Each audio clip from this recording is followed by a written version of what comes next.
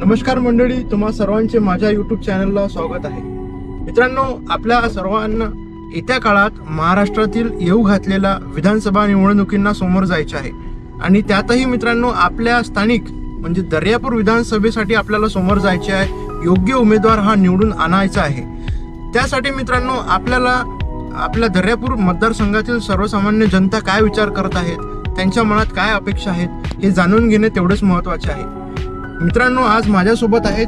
नमस्कार, मी धीरज भागवतकर। अमरावतीला एका खासगी अभियांत्रिकी महाविद्यालयात मी सध्या कार्यरत आहे आणि अंजनगाव अमरावती हा रोजचाच प्रवास असतो।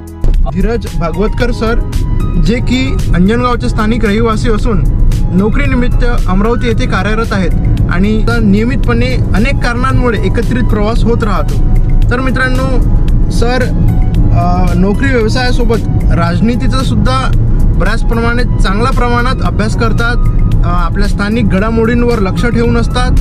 आणि मित्रांनो, आज व्हिडिओ करण्याचा एकच उद्देश आहे की सरांचे आपल्या दर्यापूर विधानसभेबाबत काय मत आहेत ते आपण जाणून घेऊ।